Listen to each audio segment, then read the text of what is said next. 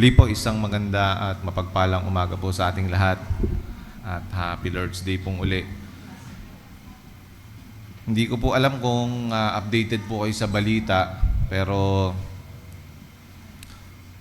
4 days ago nagkaroon po ng social media ban sa Nepal na kung saan yung mga Gen Z ay nagkaroon ng protesta laban dito kasi halos, kung di ako nagkakamali, 14 na social media platforms ang gusto po nilang ipasarado. So, hindi ko lang alam kung kasama yung Facebook. Palagay ko kasama yung Facebook, yung TikTok, yung iba pang mga social media platforms. So, alam naman po natin, sa panahon natin ngayon, marami pong mga content creators na dito umaasa ng views, dito sila nagli-link ng kanilang mga business na online, kung anumang mga products o services na binibenta. Ngayon nga, pinag-aaralan ko din, pwede pala yun kapag mayroon tayong mga content, pwede ka palang mag-link ng, kunwari, magbebenta ka ng sandok, o kaya casing sa cellphone. Pwede pala yun pag nagpo-post ka sa Facebook o kaya sa YouTube, pwede ka mag-link na kapag may nag-click nun, at bumili, meron kang commission na matatanggap. Yun po yung nangyayari sa kanila na itong mga, syempre, mga Gen Z, mga magagaling sa ganitong mga, sabihin natin, high-tech, mga technology katulad nito at natutuklasan nila ito. Itong gobyerno ng Nepal ay gusto po nila itong itigil. So, nagpapakita ito ng marahil, tinitignan ko ito na maaring jealousy din o envy. O yan po yung topic kasi natin ngayon yung selos, inggit. Yung jealousy at envy, kapag pinasok po nito yung systematic or yung leadership level, yun yung nakita ko, yung gobyerno. Imbis na suportahan nila yung mga kabataan nila, yung Gen Z na lalo nilang pag-usayin, empower nila itong ganitong klase ng sabihin na natin, industry, ino-oppress po nila. So, hindi nila binigyan ng boses ang ganitong pagkakataon para sa younger generation na umangat. Yan po yung view ko pagdating sa government official. Pero ang view ko naman pagdating dun sa mga nagprotesta, wala rin silang pinagkaiba. Alam niyo ba, nagkaroon sila ng konting kapangyarihan, saglit nilang nakuha yung kapangyarihan, yung control sa ilang streets doon sa Nepal, ganun din naman yung ginawa nila. Nagpapakita ito na kahit yung ordinaryong tao pala, kahit mga Gen Z pa yan, ibang ibang level, mga Gen Z, pwede rin silang makagawa ng mga maling bagay. Actually, ginantihan lang nila ng maling bagay at hindi nila inisip na yung seryosong epekto nito sa kanilang ekonomiya, mas makasasama pa sa kanilang hanap buhay. Oo, nagtagumpay sila, hindi na ituloy yung pagban noong mga social media platforms na kanilang ipinaglalaban, pero nagresulta ito sa chaos. Nagkaroon sila ng kaguluhan, nagresulta sa pagkamatay ng hindi bababa sa 20 katao, yung ginawa nilang protesta, doon na uwi. So, protesta lang sana, kaya lang naging riot sa street. Makikita po ninyo yung mga building sinunog. Yung bahay hindi ako nagkakamali, parang bahay ng presidente nila, parang Malacanang sa atin, sinunog po nila. Ilang mga sasakyan pang gobyerno, nawalan talaga ng order, ng panandalian. So ito po mismo yung warning ng ating binasa na gustong ipakita sa atin ni James doon sa mga kalat-kalat na mga mananampalataya na yung ating kinakalaban, hindi yung outward sin, yung mas malala, nasisira sa pamilya, sa iglesia, at maging sa gobyerno. Nagsisimula po yun dun sa, yung malaking dinulot na na pangyayari na kaguluhan, nagsimula sa maliit na yung heart level ng corruption, nasa puso lamang. At ito po yung ating mismong topic sa araw na ito, yung jealousy, yung pagsiselos at yung inggit. Envy in particular, sinasabi ni James, ito ay makikita natin sa Galatians 5:21, which is fruit of the flesh. Hindi siya fruit of the Spirit. Ito'y sumisira sa peace at sa purity. Hindi lamang po sa pamilya, hindi lamang sa gobyerno. Pinakamasaklap, yung sa iglesia po ito mangyari. So bilang mga mananampalataya, we affirm na yung sin, nagsisimula po yun sa puso. Hindi mo naman siya ginawa kasi nagawa mo lang. Nagsimula talaga siya sa heart. Naglaro siya sa iyong puso. Manifestation na lang. Diba? Kung nanakit ka man, nagsimula yun sa heart mo, yung galit mo, yung inggit mo, hindi yung pananakit mo yung actual sin eh. Nasa heart mo pa lang, ayun na yung actual sin natin. So, naniniwala tayo na ito po ay nakakaapekto sa lahat ng area po ng ating buhay. Yun yung tinatawag natin na total depravity. Kung kaya nga po, dapat po na ito po ay ating pong kinokontrol. Hayaan niyo pong basahin ko po ng mabilis sa salin ng Tagalog yung ating pong teksto sa umagang ito. Ang passage na makikita sa James 3 verses 13 hanggang 18. Sino sa inyo ang marunong at nakauunawa? Ipakita niya ito sa pamamagitan ng wastong pamumuhay na bunga ng kapakumbabaan at karunungan. 14. Ngunit kung ang naghahari sa inyong puso ay inggit at makasariling hangarin, huwag ninyong ipagmalaki at huwag ninyong ikaila ang katotohanan. 15. Ang ganyang karunungan ay hindi galing sa langit, kundi makalupa, makalaman at mula sa demonyo. 16. Ito po yung focus verse natin. Sapagkat saan man naghahari ang inggit at makasariling hangarin, naghahari doon ang kaguluhan at lahat ng uri ng masamang gawa. Ngunit ang karunungang mula sa langit, una sa lahat, ay malinis, mapayapa, maamo, mapagbigay, puno ng awa, masaganang namumunga ng mabubuting gawa, hindi nagtatangi at hindi nagkukunwari. And 18, namumunga ng katuwiran ang binhi ng kapayapaang itinanim ng taong maibigin sa kapayapaan. Sabi po sa 16, yung ating focus verse, for where jealousy and selfish ambition exist, there will be disorder and every vile practice. So, sabi po sa Romans 8:13, for if you live according to the flesh, you will die. But if by the Spirit you put to death the deeds of the body, you will live. So umaga pong ito, meron lamang po tayong dalawang main na big na points na gamitin. Number 1 po dito, the selfish ambition is a root of violence and relational ruin. Yung ating pong makasariling ambition, hindi naman po masama yung ambition pero yung selfish, yun po yung nagpapasama doon. Buti sana kung selfless.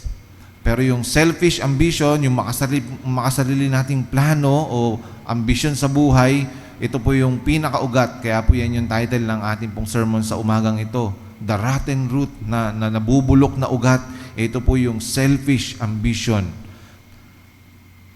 Ito yung pinag-uugatan ng violence at relational ruin. Ibig sabihin, yung mga nasisirang relasyon sa tahanan, sa iglesia, maging sa gobyerno, hindi natin maitatanggi na ito po ay dahil sa selfish ambition. Siguro naman po, familiar kayo sa nangyayaring problema ng ating pong bansa ngayon, which is yun din naman. Ang bakit nagwawelga, nagpoprotesta sa Nepal, yun din. At kanina lang, binalita sa akin ni Ate Jehan, meron palang protesters din ngayon sa South ba o North Korea?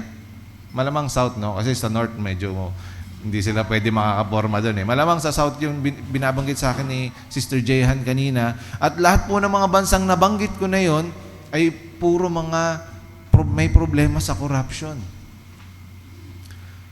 Sabi po ng ating focus verse sa umagang ito, for where jealousy and selfish ambition exist, there will be disorder and every vile practice.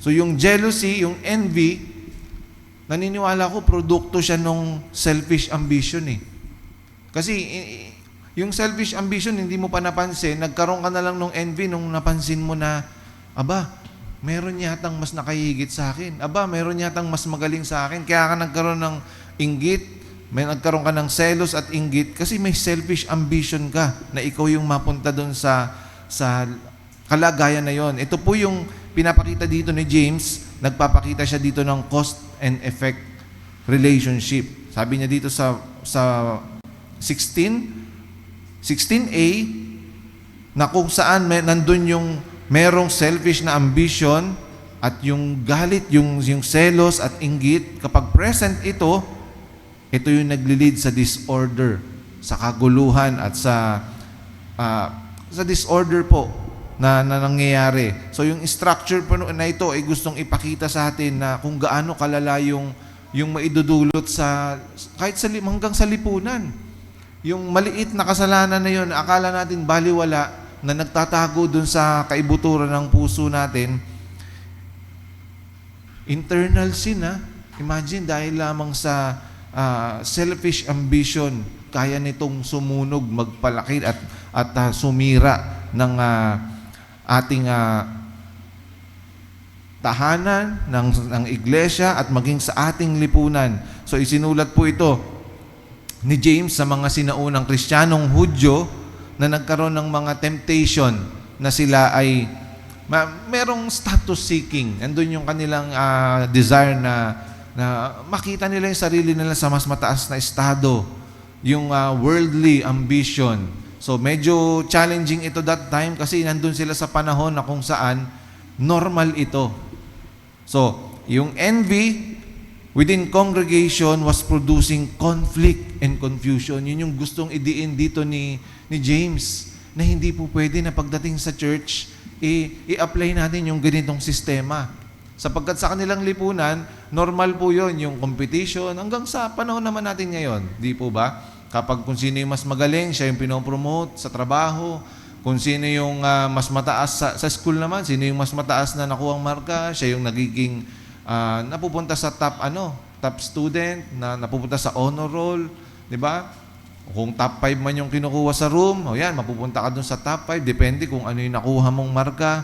Nagiging parang paligsahan, sabihin na natin, friendly competition, pero sabi ni James, hindi ito po pwede pagdating sa loob ng congregation natin sa church. Hindi pwedeng tayo ay magpagalingan sapagkat sinasalamin nito yung makamundong paraan ng karunungan.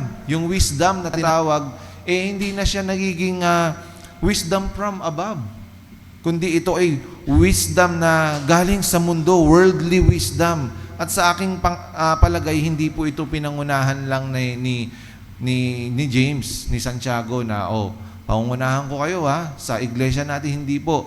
Hindi niya ito sinabi para pangunahan yung iglesia, bagkus nai-experience na ng iglesia mismo ang conflict, yung kaguluhan.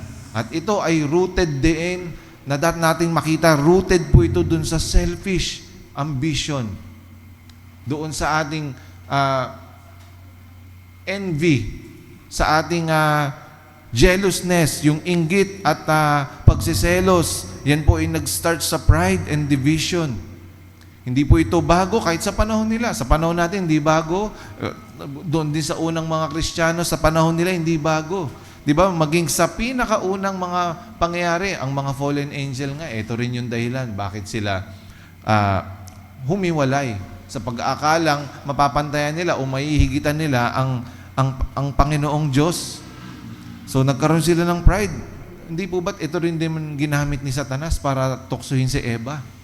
Na hindi totoo yan. Kainin mo yan kasi ang totoo ay magkakaroon ka ng karunungan, magiging kasing talino mo ang Diyos. Di ba? Hindi totoong mamamatay ka. Inakit niya si Eva. So, ano po yung ini-stimulate niya doon? Yung pride na yung selfish ambition. So, yung pagpasok ng sin doon sa mga fallen angel, sa ganitong paraan din po ipinasok sa sangkatauhan. At ito po yung challenge sa mga unang mananampalataya na kung saan nag-i-start yung church. Nag-i-start na ipakilala o makita yung values ng kingdom of God, na kung saan yung mga conflict na ito o yung mga competition na ito o yung self-serving nature ay inintroduce ng Greco-Roman. society. Kaya challenging sa time na yon dahil normal sa kanila yon na magpataasan, magpagalingan para mapunta sa posisyon. Kaya pagdating po dito sa iglesia, yung values of the kingdom of God naging challenging ang pagtuturo nito. So mula pa lang sa umpisa, ito na talaga yung nabubulok na ugat ng relational destruction. Naniniwala po ba kayo na maging mga magkakapatid sa Biblia, kayang pumatay ng kapwa, ng sariling kapatid, dahil lamang sa inggit at selos? So, envy is rebellion against God's providence and sovereignty. Sabi po yan ni John Owen. Pinaraphrase lang po natin. Envy is rebellion against God's providence and sovereignty. Mamaya po, mas papalalimin natin yan, ipapaliwanag natin ng mas malalim pa kung bakit rebellion ito against God's providence. Bakit pagiging rebelde ito doon sa itinakda ng Diyos na ng mahusay, mas wise, sovereign na Diyos ang nagtakda ng mga bagay na yan, pero pagiging rebelde ito sa kaisipang yon, ang pagkakaroon ng envy. So unahin po natin yung magkapatid na si Cain at si Abel. Ano po ang nangyari? Kung babasahin po natin, babalikan natin yung Genesis 4. Nagkaroon ng selos, ng galit si Cain kay Abel.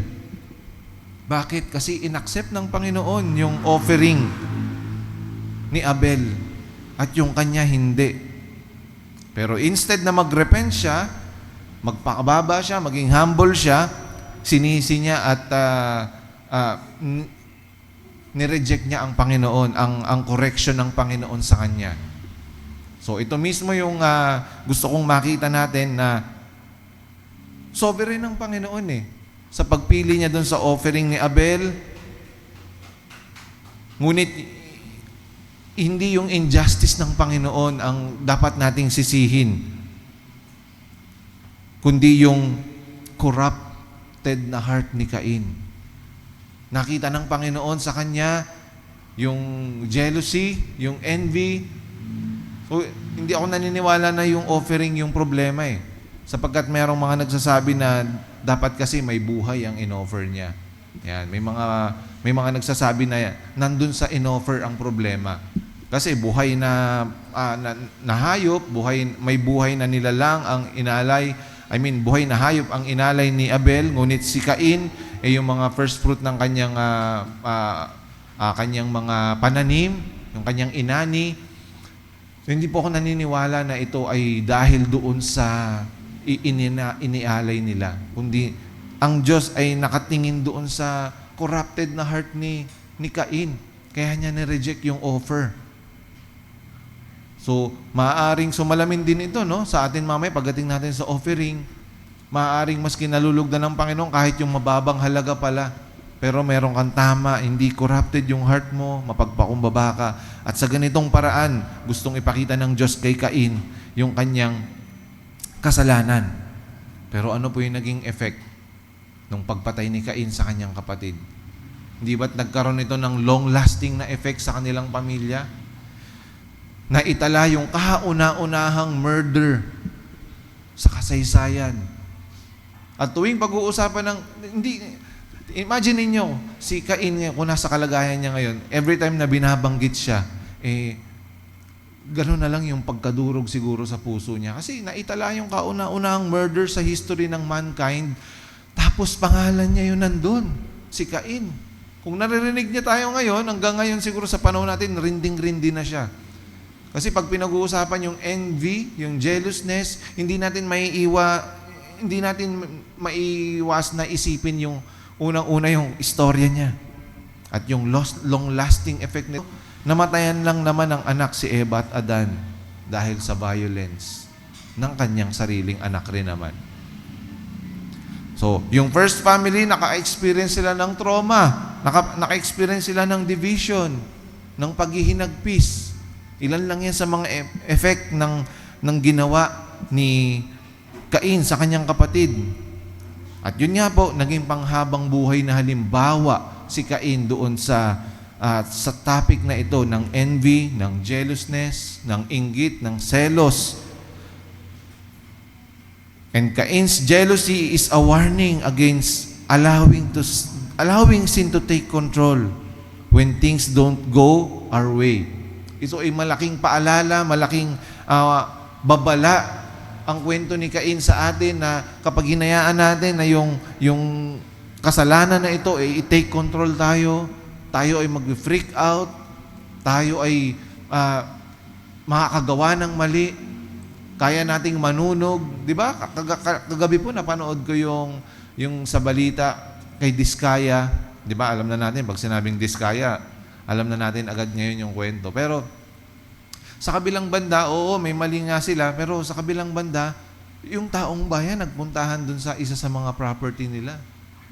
Diba? Ini-sprayan nila, sinisira nila, binabalikan nila ng ganti. So, yung kasalanan ni Diskaya ngayon ay nabulgar, pero tayo ngayon, ang taong bayan ay nagpapakita rin ng kasalanan na inaalaw nila na ang kanilang galit ang mag-take control. Di ba? Kasi isip nila, dapat sa taong bayan yan. Dapat ang taong bayan na nag-e-enjoy sa mga project na napuntahan ng perang yan. Pero sa iilang tao lang, iilang pamilya lang ang nag-e-enjoy. Nandun din yung jealousy, yung envy. So, kapag ang jealousy pala ay hinayaan natin na hindi natin tinatouch, siya ay unchecked, pwede itong sumira ng relationship at future lives. Sino pa po?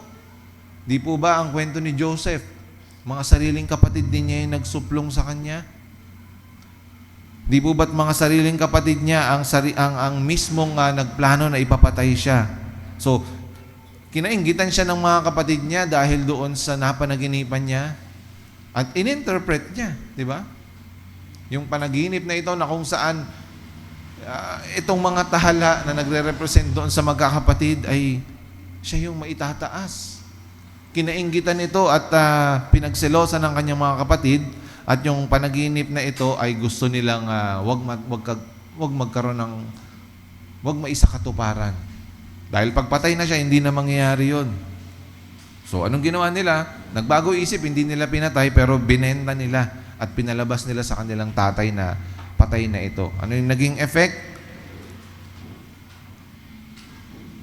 Oo, ginamit ng Panginoon ang pagkakataon na yun para makaligtas sila doon sa mas matinding problema. O, sabi nga niya, you meant it for evil, but God meant it for good. Ginamit niya ito para sa ikabubuti nating lahat eh. Pero ganun pa man na yung kasalanan ng ito na magkakapatid ay nasa under pa rin ang sovereign power ng Lord na ginamit niya para sa ikabubuti nila. Pero hindi pa rin po ito excuse sa kanila. Nagkasala po rin po sila. And God sees not just actions but the heart behind them. Kagaya na lamang ni Cain. Hindi lang yung action ng pagbibigay niya, alam niya na sa kanyang puso may mga dapat i-correct. And envy may not lead to physical murder. Sa panahon natin ngayon, hindi naman na siya uso, but it murders the heart. Matthew 5:21-22. Sabi po doon, you have heard that it was said to those of old, you shall not murder. Whoever murders will be liable to judgment. But I say to you that everyone who is angry with his brother will be liable to judgment. Whoever insults his brother will be liable to the council, and whoever says, you fool, will be liable to hell of fire. Sabi sa Tagalog, sino mang magsabi sa kanyang kapatid na ulol ka, you will be liable to hell of fire. So ang tanong dito, do you envy another believer's gifts? Hindi lang naman yung mga literal na kapatid doon sa dugo. Ito yung mga kapatiran din natin sa iglesia dahil tayo ay magkakapatid na rin po sa pananampalataya. Nagkaroon ba ng pagkakataon na kinaiinggitan natin yung success ng ating kapatid?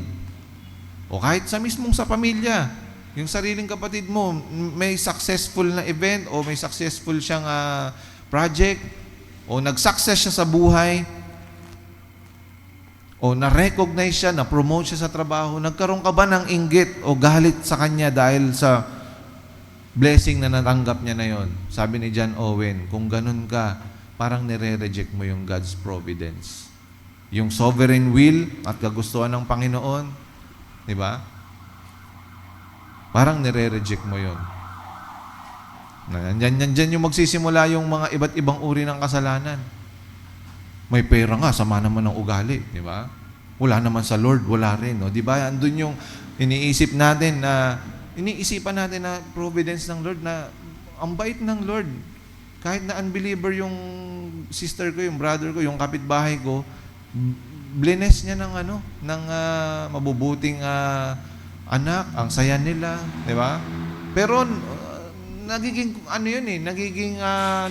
nadidistort yung ganong view kapag tayo ay may envy, may jealousness, di ba? Mayaman nga, wala naman sa Lord, di ba? Yung mga ganong klase ng mga natin. Yan ay nadidistort yung ating tawag dito, perception, di ba? Imbis na nakikita natin yung kagandahan, di ba? Imbis na ipag-pray natin, nawa makakilala siya sa Panginoon. Kasi yun na lang yung kulang, di ba? Kumbaga, kahit anong success, yun yung pananaw natin. Hindi yung, dahil naiinggit tayo, may coaching nga sila, hindi naman masaya, di ba? Ang dami ng pera, magkakalit naman. Hindi yung ganong perception yung gusto natin. Ang challenge po sa atin is to mortify envy. Sabi sa Colossians 3:5. So, it is not a mere minor flaw. Hindi po ito minor sin. Huwag nating tingnan na yung envy, yung jealousness ay minor sin. Yung galit, yung inggit, yung selos, kaya po nitong sumira ng pamilya. Kaya nitong sumira na maging ang iglesia po, maging ang buong bansa, kayang sirain ng envy, ng jealousy. Because it is a flesh-born sin. At ito ay nagli-lead to every vile practice. Akala mo, basta-basta ka lang nagchichismis. Hindi pala. Kaya mo pala chinichismis yung masamang parte ng buhay nila kasi gagalit ka pala sa kanya. Naiinggit ka pala sa kanya. So, gusto ng Panginoon na immortify natin yung envy. At tayo ay mag-cultivate ng contentment in God's providence. Tayo ay dapat makontento, maging masaya kung ano yung sa atin. Pangalawang punto po natin, that the selfish ambition and jealousy corrupts leadership and rejects God's will. So yung selfish ambition at saka yung jealousy, sinisira nito yung leadership. Di ba? Bakit nga ba may mga rebelde?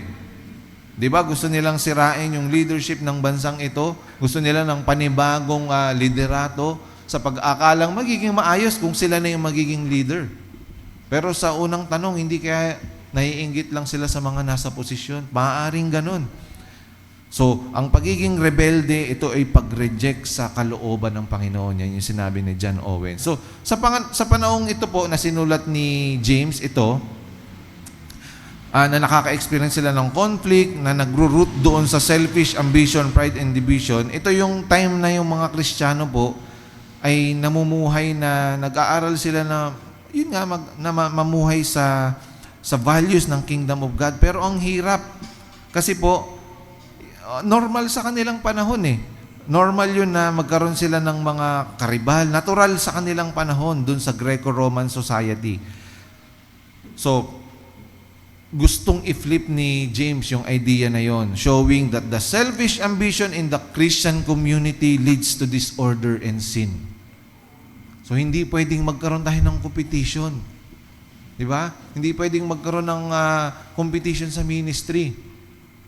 Dati, nung may banda pa tayo sa church, ayan, uso yung competition dyan. Paano ba naman? Doon pa lang sa mga drummer, 5 na. So, sinong magiging drummer ngayon? O, di ba? So, nandun, uso yung level ng competition na kung sino yung magiging karapat-dapat doon sa posisyon. O, pero hindi ito yung idea na gustong ipakita ni James. So, kinokorek niya, ni James, yung may mga desire to teach, pero lacking yung godly wisdom. So gusto magturo, pero kulang sa godly wisdom. At ang iba sa kanila, gustong mapunta sa position na yon, hindi naman dahil sa love for truth, na maituro ng maayos yung katotohanan sa Panginoon, pero dahil lang sa envy and selfish ambition. At ito ay nagkukos ng disorder doon sa church.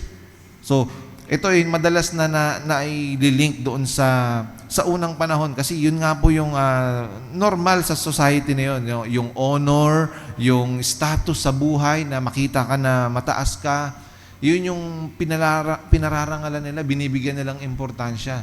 Nandun yung kanilang pananaw. So ito yung wina-warning ni James sa mga ganitong klase ng attitude na nakakasira di umano sa harmony at naglilid pa sa further sin, sa kung ano-anong mga kasalanan. So, bakit hindi ito dapat sa mga mananampalataya? The envious heart cannot rejoice in God's providence. Sabi ko po kanina, hindi siya makapag-enjoy in God's providence. Bakit? Nagre-rebelde ka eh. Na yung iba na napaparangalan, na-exalt yung iba. So, envy is a declaration that God is erroneous sa kanyang pagpili. Ganun yung sinabi ni John Owen, na nagkahamali siya sa pag-distribute ng blessing. Lord, dapat ako yung nandun eh. Di ba? Parang dinedeclare mo yon. Yun yung ibig sabihin ng envy. Dinedeclare mo na nagkamali ba ang Panginoon? Ano ba yung envy? Ito po ay form of discontentment. Kapag sinabi jealousy, envy, yan po yun. Ito yung hindi lang ito yung basta-basta naiinggit ka sa kapitbahay mo, sa kaibigan mo, or sa kasama mo sa church na kung anong meron siya. Hindi lang ito basta-basta naiinggit ka dun sa mga bagay na na-attain niya. Bagkus na naiinis ka na meron siya nun. Ganun katindi yung envy. Hindi ka naiinis na may kotse lang siya. Bagkus naiinis ka, bakit siya may kotse? Di ba? So, grabe ang tindi po ng ganito. Ganito mismo yung level ng envy na pinapakita nung si Satanas mismo ay nagkaroon ng pride. Hindi siya naiinggit lang basta-basta sa Diyos na all-knowing, all-powerful, kundi kinasusuklaman niya na bakit tinataglayo ng Diyos. Yun mismo yun. Yun po yung envy. So bakit ko binibuild up ito? Kasi gusto kong ibuuhin yung the envious heart cannot rejoice in God's providence. Yun yung envious heart. Yung God's providence naman, ito yung nagpapakita doon sa sovereign and wise ordering of all things. Yung itinakda ng Diyos sa lahat. So yun ay para sa Panginoon lang, yung kabutihan ng Panginoon na bigyan ng bawat isa ng according sa kanyang will, according sa kanyang kagustuhan. Yun mismo yung pinoprotesta mo. Kapag meron kang envious heart, hindi ka mag-e-enjoy talaga. Hindi mo magagawang maging masaya. Ang bawat kilos ng yung kinaiinggitan mo, distorted ang pananaw mo. Ang tingin mo sa kanya, may yabang lang yan. Ito ay mga pagpapakitang tao para lang maitaas siya. Merong isang napakinggan akong preaching na sinasabi niya na it is when the person is exalting himself, nagkakaroon siya ng self-branding, doon nagsisimula ang division sa church. Pero habang pinag-aaralan ko itong James 3, hindi yun ang sinasabi ni James. Ang sinasabi ni James, it is when the selfish ambition ang namayani sa atin, doon talaga siya nagsisimula. Tignan nyo, titignan mo ang isang tao na pabibo. Kunwari, meron sa church na, si brother na ganyan, pasikat lang yan. Siya ay, kunwari, galing pa sa trabaho, tapos pupunta sa church kahit puyat, di ba?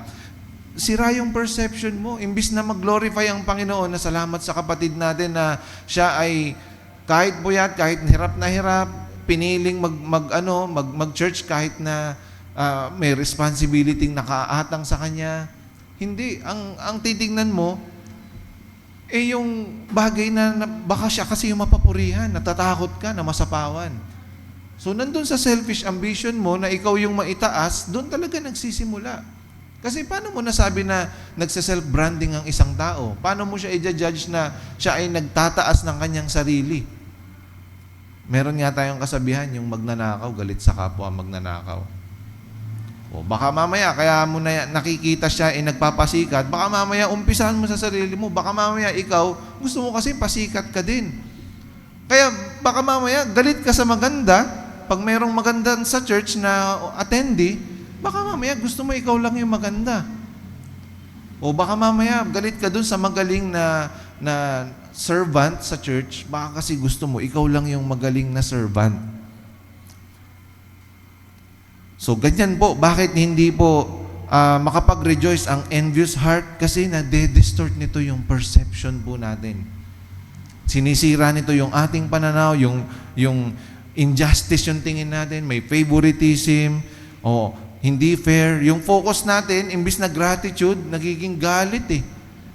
Grievances ang response natin. Imbis na worship, nagiging resentment. So, yan po yung makikita natin din na pangyayari doon sa Matthew 20. Hindi ko na po babasahin. Ikwento ko na lang na mabilis. Mga worker po ito na pinagkasunduan. Kunwari ako, worker ako, magtanim ka. Mula 8 to 5, babayaran kita ng 1,500. Payag ka ba? Pumayag. Sige. Yung sumunod, ikaw naman. Mga bandang alas 10 na. Sige. 8 to 5. 10 to 5. Babayaran kitang 1,500. Payag ka? Magtrabaho ka sa taniman ko. Pumayag. Hanggang sa may dumating uli, 1 p.m. na, ba? Tumaas na yung kilay nung pinagtrabaho ng 8. Naririnig ko, 1,500 din sahod ako, 8 pa ako nag-start. Di ba? Samantalang pumayag siya doon sa kasunduan nila. Pumayag siya 8 to 5 eh. 1,500 ang bayad. Talagang naghimagsik yung puso niya. Alas 4 na may humabol. Pambira, 1,500 din sahod. Ba't ganun? Isang oras na lang yun di ba? Distorted yung kanyang pananaw. Imbis na matuwa siya, grabe naman yung bait nung na yan, nung amo na yan. Biro mo, 1 hour na lang. Binayaran din niya ng pang buong araw yung binigay na sahod. Hindi, galit ho yung naging ay, unfair. Ba't ako 8 to 5, di ba? Kaya siya, kinompronta siya, pumayag ka naman ng 8 to 5, babayaran kita ng minimum nga ngayon, 560 lang. Buti nga, 1,500 ang binayad. Siguro, sa panahon natin, ganun, Pero, ang context doon, pumayag siya doon sa oras ng trabaho ng 8 to 5 para siya ay bayaran sa ganung halaga. So, bakit ka ngayon naghihimagsik na mayroon akong, gusto ko siya i-bless akin yung blessing. Gusto kong ipamahagi yung blessing sa ganitong paraan na gusto ko. Diba? Yun yung kalagayan, kawawa talaga yung mga may envious heart. Hindi sila mapakali pag may successful, di ba? Lagi nakatingin doon sa success ng iba at hindi siya mapakali sa success ng iba. Hindi lang siya, sabi yun ng isang tagapagturo. Yung envious heart, hindi siya yung naiinggit lang doon sa meron yung iba. Kinaiinisan niya kung bakit meron siya noon. So, ang point nito, envy in leadership, ito ay matinding pananim, para itong tanim na pag tumubo, sumisira po ng magandang pagtitinginan, sumisira ng magandang perspective, at ito ay direct opposition to God's sovereign choice. Kapag yan ay ibinigay ng Panginoon sa kanya, kalooban niya yun. Huwag nating kainggitan. So, it leads men to preserve their position rather than honor God's purposes. Alam niyo po yung kwento ni Saul? Tuwan-tuwa siya nung tinalo ni David yung kanyang matinding katunggali. Di ba?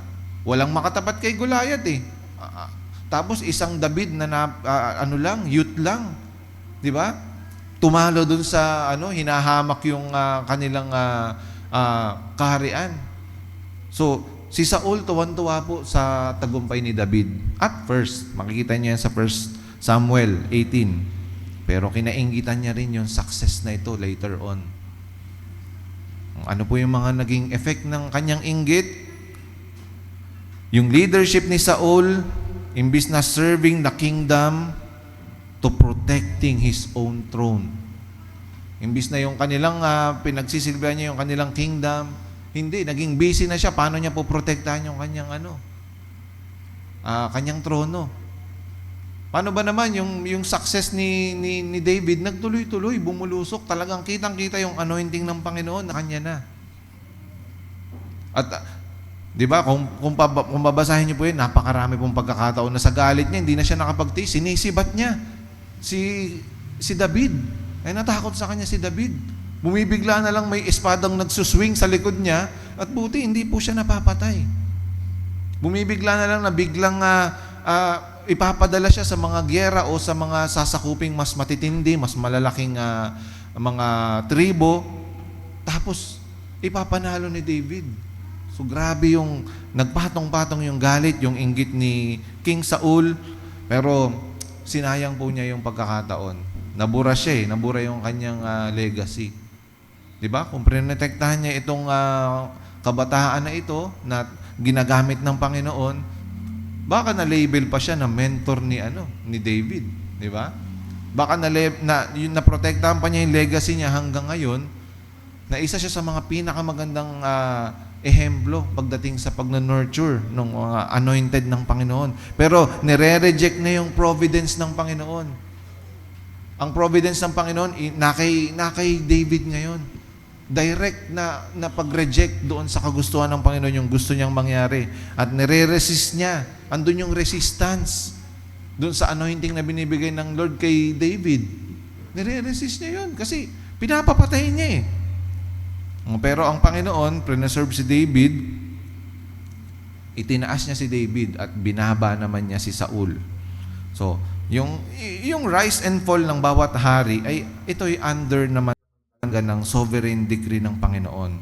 Pero yung pagbagsak ni Saul, hindi yun failure of leadership strategy niya. Hindi yun sariling pagkakamali niya. It was the fruit of a heart at war with God. Bunga ito ng pagtuligsa niya, paglaban niya sa Panginoon at sa kalooban ng Panginoon. Ang challenge po sa atin, bilang simbahan, wag na po nating ikaila na maging sa kahit anong panahon naman talaga. Maging sa kahit anong church nagkakaroon nito. Sa mga simbahan po, sa mga iglesyang kagaya natin, at sa kahit anong iglesia po, yung envy among elders sa leadership or members, ito po ay it breeds division. Ito ay nagbubunga po ng pagkawasak ng ating simbahan. Kahit nga po sa magkakapatid, di ba? Hindi natin namamalayan. Akala natin yung mga, di ba minsan laging bida yung mga bunso? Minsan pala may mga panganay na nagsiselos din sa atensyong binibigay sa mga bunso. Gusto rin pala nila kahit matanda na sila, himasin din sila. Sila rin pala ay ma-baby rin, ma-feel din nila na sila ay baby pa rin, anak rin.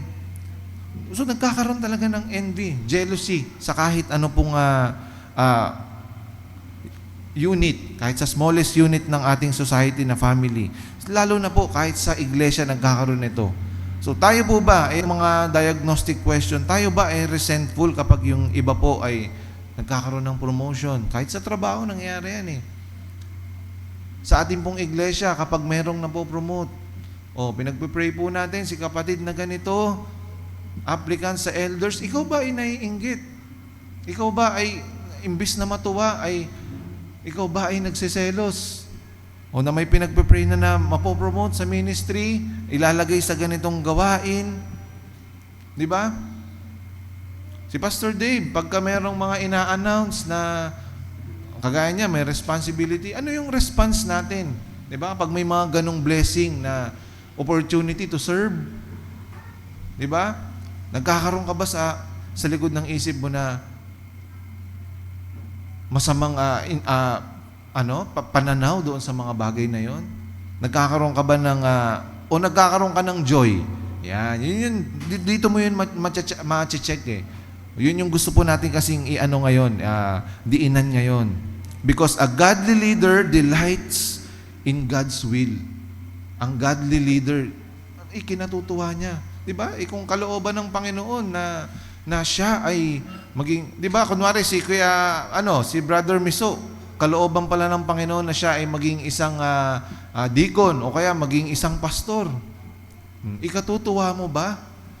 Ang pinaka nakakainis kasi minsan doon sa mga inggitero, sa totoo lang po, kapag promote yung tingin nilang hindi deserving, di ba?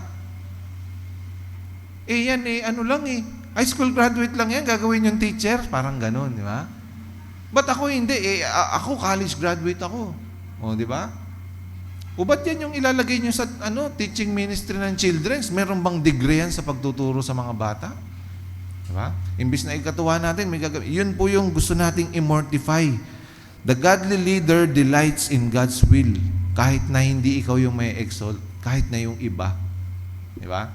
Kahit na yung iba yung mapaparangalan, sa iba mapupunta yung benefit, sa iba mapupunta yung parangal, pero dahil kalooban ng Panginoon, ikaw ay masaya din doon. So we must mortify the desire to be known. O yung i-admire natin na tayo ay maparangalan, to be praised. Dapat yun yung imomortify po natin. Sabi nga ni Nicolaus Zinzendorf, preach, die, and be forgotten. Yun po ang motto dapat ng mga pastor, ng mga tagapagturo, ng mga minister sa teaching ministry sa church. Preach, die, and be forgotten. Hindi naman yung legacy mo yung tinatayo. Nilagay ka ng Panginoon dyan para pakainin mo yung tupa niya. So yun din ang isang motivation ng mga tagapagturo. Instead, maganda po rin na yung heart ni John the Baptist sa John 3:30. He must increase. Si Jesus Christ yung tinutukoy niya rito, but I must decrease. So ang conclusion po natin, bilang pagtatapos po, the gospel po, yung only remedy, yung ating pong kailangan. So hindi po siya nag-o-offer dito si James o si Santiago sa Tagalog ng moralism. So gusto po niya na tayong mga mananampalataya i-examine po natin yung fruit of their wisdom. Yung fruit ng ating wisdom, kung ito ba ay makamundo o yung wisdom from above. Yung sinasabi niya po dun sa James 3:18. So, ang best example po, ang true example nito ay si Jesus Christ. Hindi niya kinaiinggitan yung glory ng iba. So, hindi niya inano yung sarili niya na hindi niya tinuturing na ako lang ang pinakamagaling. So, kahit po ang utos, ang kalooban ng Panginoon na Diyos, sa kanyang pagiging Diyos, nakapantay sa, sabihin na natin, sa ranking. Hindi siya nagpasakop dahil under siya. Parehas po silang Diyos. Pero yung kalooban ng Panginoong Diyos sa kanyang buhay, isinakatuparan niya kahit na ito yung magdidikta ng kamatayan niya sa krus ng Kalbaryo. So, ang tanging kasagutan po dito, hindi po self-improvement. It is union with Christ. Kung may kinakausap po ko sa umagang ito, at ganun din, kahit sa ating mga online na tagapakinig, kung wala tayong union with Christ, kung hindi pa sa'yo talagang dumarating yung time na isinuko mo ang buhay mo sa Panginoon, huwag mo nang sayangin yung pagkakataon na ito. Magsisi ka, humingi ka ng tawad sa Panginoon sa mga kasalanan mo. Isuko mo yung mga bagay na yan, talikuran ang iyong mga kasalanan at manampalataya ka sa Panginoong Yesus. Ito yung tanging sagot. At magsimula ka ng lumakad. Ito yung new birth at yung ongoing na paglakad mo sa pagpapabanal, sa sanctification. Kung meron ka nito, hindi naman yun ang hindi naman yun ang point na